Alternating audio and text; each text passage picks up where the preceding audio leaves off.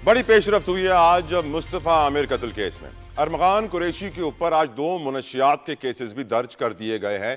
मैं शुक्र अदा करता हूँ अपने रब अल्लाह ताला का कि हमारी स्टेट और हमारे सिक्योरिटी इदारे अब कुछ हरकत में आके कार्रवाई कर रहे हैं, क्योंकि अब तक जो कार्रवाई की थी उसके ऊपर बहुत सारे क्वेश्चन मार्क्स हैं। मिसाल के तौर पे आज DHA के जो इलाका है ख़याबान मोमिन का, इनके रिहायशियों ने एक दरख्वास्त दी है DHA के हेड ऑफिस में कि खुदारा इस क्रिमिनल को तो घर से निकालिए, ये घर तो खाली कराइए।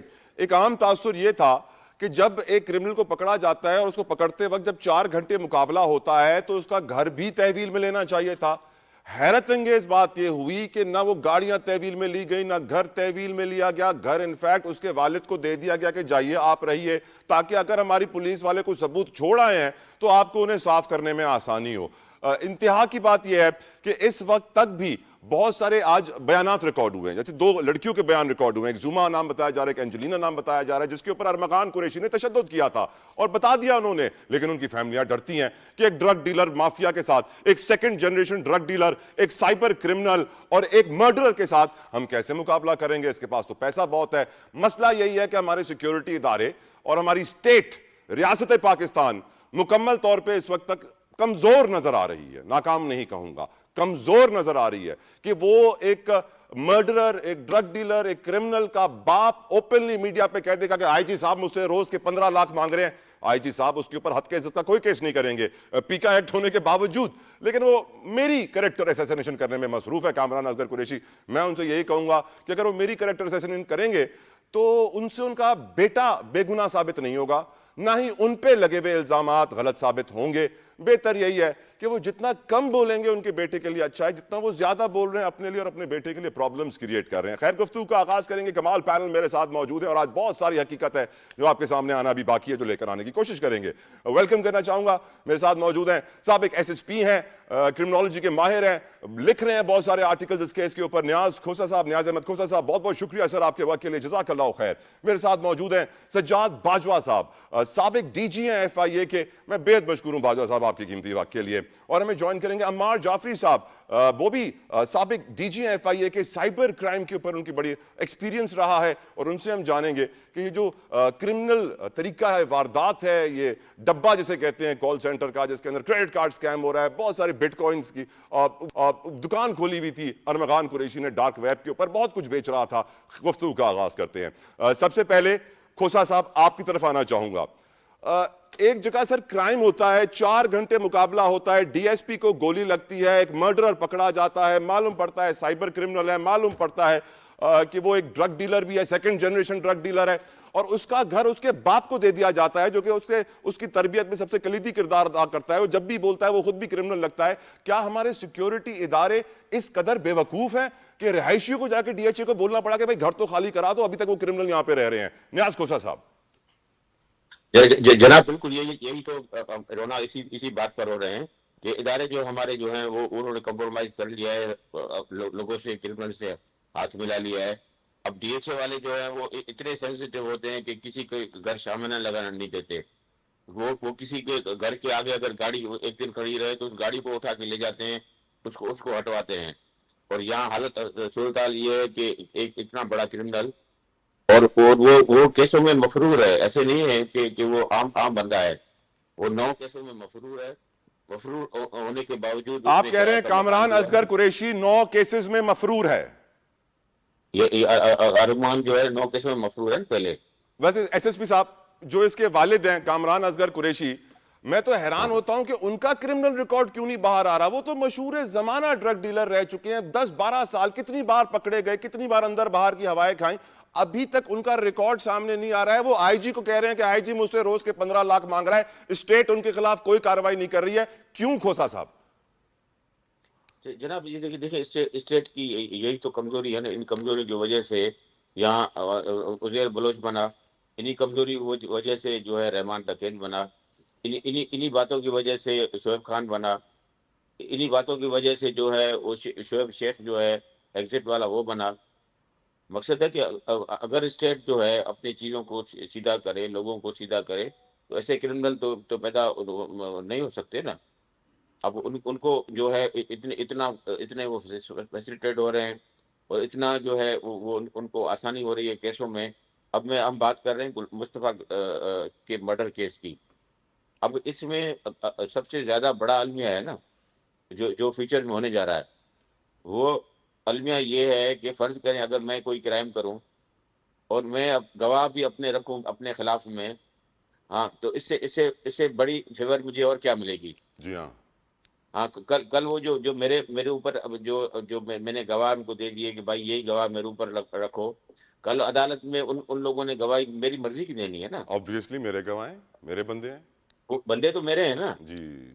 اب جو ٹو ڈیٹ جو ہے آج کے دن جو اپنا 164 کرانے کے لیے پولیس گواہ لے گئی ہے، وہ دونوں گواہ ارغوان کے بندے ہیں، ارغوان کے ملازم ہیں. اوکے. واقعی آپ نے انفارمیشن دی ہے کہ پولیس نے جو اس کے خلاف گواہان کھڑے کیے ہیں وہ اسی کے ملازم ہیں. انبلیویبل. کھوسا صاحب یہ تو ایسے لگ رہا ہے فکسڈ اسی کے میچ ہے. ملازم ہیں. ابھی مقصد ہے کہ دیکھیں نا، ہم نے تو پوری زندگی 40 سال پولیس کی نوکری کی، ابھی 10 سال سے وکالت کر رہا ہوں میں. Okay sir. ایک آدمی کو اس سے زیادہ مقصد ہے فیسیلیٹیڈ کیا کیا جا سکتا ہے کہ آپ اس کو اس چیز کا آپشن دیں کہ بھائی آپ اپنا کرائم بھی خود کرو اور اپنے اوپر گواہ بھی آپ خود دے دو. ہاں انبلیویبل تو بات انبلیویبل. ہی ختم ہو گئی نا. بات ہی ختم ہو گئی. پورا فکس میچ ہے ایسے لگ رہا ہے جو آپ نے بتایا ہے.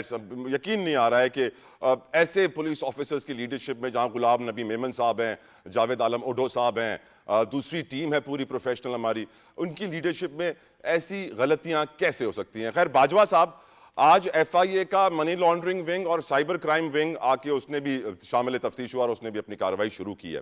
باجوہ صاحب میں حیران اس بات پہ ہوں کہ ایک شخص 28 سال کا ہے، اس کے پاس بہت زیادہ دولت ہے، معلوم پڑ گیا ہے کہ وہ کریڈٹ کارڈ سکیم کرتا تھا اور اس کے گھر میں یہ soft where house / call centre تھا جہاں پر یہ مرڈر بھی کرتا تھا، بہت سارے اور بھی غلط کام کرتا تھا. لیکن پھر بھی وہ جو ایسٹس ہیں اس کے وہ سیز نہیں کیے گئے، سیل نہیں کیے گئے، تحویل میں نہیں لیے گئے، وہ باپ کے حوالے کر دیے گئے. کیا ایسا ہی ہوتا ہے باجوہ صاحب سسٹم میں اگر آپ طاقتور ہوں یا پیسے والے ہوں؟ دیکھیں پیسے والے کا تو ہمارا جو سسٹم ہے اس میں ڈیفرنٹ اصول ہیں، لیکن میری اطلاع کے مطابق ابھی تک F I A cyber crime کو یہ کیس ریفر نہیں کیا گیا، کیونکہ نہ کراچی میں اور نہ اسلام آباد ہیڈ کوارٹر میں. اور جب بھی کوئی ڈیجیٹل ایویڈنس کی بات آئے گی تو اس میں ٹائم فریم بڑا میٹر کرتا ہے. جتنی جلدی اور کوئک آپ وہ میٹر ہینڈل کریں گے اتنی جلدی آپ اس کو ایویڈنس جو ہے وہ پریزرو کرنے اور پریکیور کرنے میں آسانی رہتی ہے آپ کو نا. اور اگر اس میں ڈیلے ہو جائے گا تو جو ایویڈنس ہے وہ ضائع ہونے کے چانس ہیں. دوسری بات ہے کہ اب جو اس کی ہے منی لانڈرنگ کا ایشو ہے، اگر وہ انہوں نے ریفر کیا ہے تو جو منی لانڈرنگ کا جو پروسیڈنگ ہے وہ کرائم پروسیڈنگ جو ہیں وہ شروع ہوتی ہیں کوئی کرائم ہونے سے. تو اگر ایسا کیس درج کیا ہے یہ پہلے تو اس کی بیس پہ اس کی جو کرائم اگر وہ انہوں نے کوئی اس کی فیملی نے بنائی ہے اس کے تو ڈسٹربنس آ گئی ہے باجوہ صاحب، آپ کی آواز میں تھوڑی سی کرائم ڈسٹربنس آ گئی ہے. I will come back to you Bajwa sahab, آپ کی ریفر آواز کرتے ہیں تھوڑی سی ڈسٹرب ہو رہی ہے. الاؤ می میں عمار جعفری صاحب کی طرف جاؤں کیونکہ وہ سائبر کرائمز کے بڑے ایکسپرٹ ہیں. عمار جعفری صاحب میری جو اس وقت اپنے پولیس ذرائع سے گفتگو ہوئی ہے تو اس میں یہ ثابت ہو گیا تھا کہ کریڈٹ کارڈ سکیم ہو رہا تھا. جو credit card scheme minimum 10 crore روپے سے لے کر 25 کروڑ روپے ماہانہ کما کے دے رہا تھا. سائبر کرائم کی ایبسنس، ان کی ٹیم کی ایبسنس، اے این ایف کی ایبسنس، اسٹیٹ کی ایبسنس، کمزور پروسیکیوشن کی ایبسنس کہ وہ جج صاحب ایک فیصلہ لکھتے ہیں پھر وائٹوں سے اس کو وائٹ کر کے دوسرا لکھتے ہیں، شکر ہے ان سے اختیارات تو لے لیے گئے لیکن ایکسپوز ہو گیا ہے سسٹم. آپ اس کیس کے اندر کون کون سے لوپ ہولز دیکھ رہے ہیں جعفری صاحب، اور ڈو یو تھنک کہ F I A cyber crime کو خود بھی آگے آ جانا چاہیے؟ اگر وہ دیکھ رہے ہیں اتنا بڑا کیس اتنا ہائپ ہو گیا، اتنا میڈیا ٹرائل ہو گیا، بٹ سیڈلی وہ انتظار کر رہے ہیں کہ ان کو ریفر کیا جائے. وائی از دیٹ جعفری صاحب؟ اچھا گزارش یہ ہے کہ ایک ہوتی ہے کرائم، ایک ہوتا ہے آرگنائزڈ کرائم. یس یہ بڑا فرق ہے اس کے اندر نا. کریکٹ. کرائم وہ ہے جو ایک آدمی کرتا ہے یا 2-4 لوگ مل کے کر لیتے ہیں. یہ جو کچھ واقعہ آپ ذکر کر رہے ہیں یہ آرگنائزڈ کرائم ہے. آرگنائز کرائم میں ملک سے جو باہر لوگ ہوتے ہیں وہ بھی شامل ہوتے ہیں، ملک کے اندر کے لوگ بھی شامل ہوتے ہیں، اور یہ تمام لوگ مل کے ایک ایسا جرم کرتے ہیں جو اس کیس میں نظر آ رہے گا. اچھا، اب مسئلہ یہ ہے کہ ایف آئی اے کے پاس دو قسم کے اختیار ہوتے ہیں. ایک تو ہوتا ہے نا کہ سو موٹو بھی وہ ایکشن لے سکتے ہیں کہ وہ بھی اختیار ہے ان کے پاس. اور وہ جو ایف آئی اے کا بیسک ایکٹ ہے 75 کو، اس میں اوپیجن موجود ہے کہ اگر کوئی ایسی شواہد موجود ہو تو وہ خود بھی انکوائری شروع کر سکتے ہیں اس کی.